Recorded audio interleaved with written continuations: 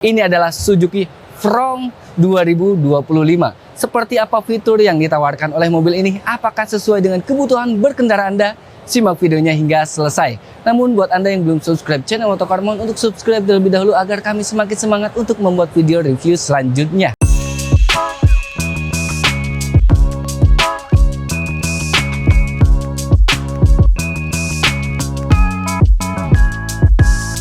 Ya, Suzuki Fronx merupakan SUV urban dari Suzuki yang baru saja dikenakan oleh Suzuki. Mobil ini melawan Toyota Race, Daihatsu Rocky, dan Chery Tiggo Cross. Pada saat video ini dibuat, mobil ini dibanderol dengan harga 259 juta hingga 321 jutaan. Dari segi desain, mobil ini mengusung konsep SUV. Ya, sebenarnya basicnya mobil ini adalah Suzuki Baleno hatchback. Kalian sudah tahu ya. Dari depan agak sedikit ke Balenoannya, tapi ini diproduksi di dalam negeri. Nah, di sini terdapat lampu yang khas dari Suzuki, garis 3 seperti ini, dan di sini ada lampu yang sudah LED semua. Untuk grill depannya ini memanjang seperti ini. Agak sedikit Grand Vitara ya, ada rasa-rasa Grand Vitaranya. Sedangkan untuk di bagian terdapat sensor untuk ADAS-nya. Ya, mobil ini sudah dilengkapi dengan ADAS, termasuk Adaptive Cruise Control. So, mobil ini merupakan mobil Suzuki yang paling canggih kayaknya ya. Nah, karena mobil ini sebuah SUV, jadi terdapat upper fender di sini ya. Hingga ke bagian belakang, terdapat juga roof rail, dapat talang air sepertinya saat Anda membeli mobil ini, dan ada keyless untuk akses di depannya saja ya. Untuk bagian belakang tentunya belum ada. Oke, spionnya menggantung di kantung pintu seperti ini, jadi kesan JDM-nya kuat sekali. Bener nggak sih? JDM banget ini ya.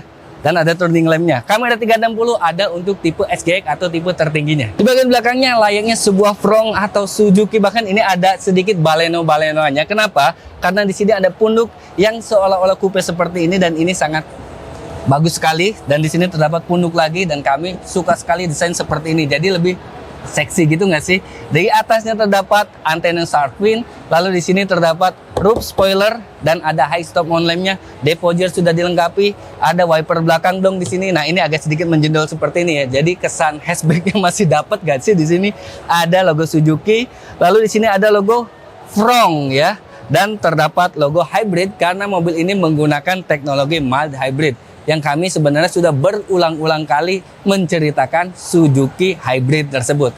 Tonton makanya video kami yang lainnya ya. Lalu di sini terdapat sensor dan ada kamera mundur beserta untuk kamera 360 derajatnya. Ini mobil makin kecil makin banyak fiturnya ya sekarang. Fronx dibekali dengan velg yang berukuran 16 inci. Hah? Hanya 16 inci? Tenang-tenang ya. Dibalut dengan ban 195/60 R16. Velgnya berwarna hitam keseluruhannya atau single color. Kami lebih suka yang seperti ini. Bagian depan sudah cakram, dan bagian belakangnya di sini masih tromol atau drum. Untuk safety, ABS, EBD tentunya sudah ada, termasuk ADAS yang sudah lengkap itu. Bahkan terlengkap di Suzuki yang dijual di Indonesia. Oke, karena kalian penasaran dengan isi di balik bonet dari Fronx ini, saya akan bukakan. Untuk membukanya tentunya sesuai dengan kelasnya ya. Dia belum menggunakan pegas. Lalu di sini kita tinggal cantolkan dulu ya, lumayan jauh di sini ya. Tapi ini surprisingly enteng ya, jadi nggak terlalu menyiksa buat para ibu-ibu atau cewek nih. Enteng. Terdapat hood insulation, ruangan mesinnya rapi, sudah dicat juga, dan di sini terdapat mesin mesin Suzuki yang dipakai di hampir keseluruhan mobil Suzuki. K15C atau K15B ya. Tenaganya 103 HP, torsinya 138 Nm. Kebandelannya gimana? Tanya saja kepada yang pakai R3 atau XL7. Nah, terdapat juga teknologi mild hybrid yang sama juga dipakai di XL7 ya, dan R3.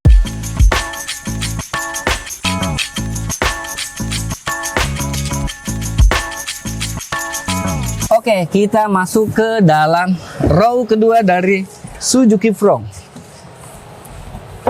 Ini sebuah SUV urban ya, kelasnya Toyota Race atau Chery Tiggo Cross. Tapi lega loh ini ya. Untuk legroom masih sisa ruang sekitar 10 jari. Headroom masih ada sisa ruang 4 jari. Saya tingginya 176 cm. Oke, untuk jok belakang ini sanggahan paha juga lumayan loh ini. Dan apakah bisa di recline lagi? Oh, dia paten ya, tidak bisa. Jadi tapi udah nyaman sih. Jadi fix seperti ini. Dapat 3 headrest. Untuk joknya di sini bahannya kulit berserta dengan bahan blue bagian tengah yang garis-garis ini. Ada coklat-coklatnya gitu, aura mewahnya dapat sih di sini. Ada lampu kabin di tengah, hembusan AC juga ada, dan ada USB di sini. USB-nya tipe A ya, dan tipe C. Jadi ada dua nih, tipe A dan tipe C. Oke, cakep sih ini ya. Kaki Anda bisa masuk juga ke kolong jok driver atau passenger depan. Nah, untuk material tentunya bagian belakang ini juga ya hard plastik ya, layaknya di kelasnya. Oke, kita langsung ke area yang paling menyenangkan dari pemilik mobil ini, harusnya ke depan yuk. Oke, kita masuk ke dalam interior Suzuki Front tipe tertinggi SGX. Auranya di sini ada kesan mewahnya, ada kesan elegannya ya. Jadi lumayan cakep juga di kelas ini ya. Materialnya tentunya plastik keras, tapi nggak masalah karena kelasnya juga ini SUV urban. Serta di sini terdapat area yang cukup sporty ya di kelasnya, lagi-lagi nih cukup sporty. Ada piano blacknya di setirnya di sini, lalu ada aksen coklat-coklatnya di dashboard, di door trim juga sama. Tombolnya banyak sekali. Nah, posisi mengemudinya layaknya sebuah SUV, bonnet hampir terlihat ya, tapi ujungnya memang harus begini. Jadi ini semi commanding, layaknya sebuah SUV. Jadi oke, ini memenuhi kategori SUV sih di sini. Untuk pengaturannya sudah bisa naik turun, maju mundur secara manual. Recline tentunya bisa juga, dan setirnya ini sudah bisa tilt dan teleskopik layaknya mobil zaman sekarang ya. Nah, di setir ini banyak sekali tombol. Kesenangan jempol Anda kayaknya diutamakan di sini ya. Yang pertama di sini tombol untuk media, di kanan ini untuk adaptive cruise control, dan ada tombol ADAS-nya, ada tombol untuk HP juga di sini, ada logo Suzuki, dan ada pedal shift. Padet sih ini ya. Untuk bagian pengaturan lampu ada di kanan, ada autonya juga, dan terdapat wiper yang ada intermittennya juga. Luar biasa nih. Untuk instrumen cluster, di sini instrumen clusternya familiar sekali dengan Suzuki yang lainnya. Dia bisa seperti ini nih teman-teman ya, sama lah seperti R3, seperti XL7 sama nih teman-teman ya. Jarum di tengahnya ada layar LED. Kemudian di sini terdapat beberapa tombol karena mobil ini sudah ada head up display-nya.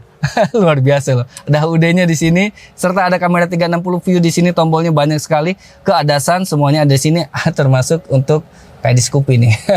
Dan di sini ada head unit yang besar ukurannya dan sudah bisa terkoneksi ke gadget Anda. Tentunya Bluetooth, radio semuanya sudah dilengkapi di mobil ini. Terdapat AC di sini yang ada autonya. Luar biasa loh. Dan ada power outlet serta ada untuk USB A, ada wireless charger dong di kelas ini. Ya, baik banget di Suzuki ya. 2 buah cup holder, tuas transmisi di sini pakainya AT ya, 6 percepatan, terdapat rem tangan yang masih manual seperti ini. Masalah nggak buat kalian? Coba tulis di kolom komentar ya.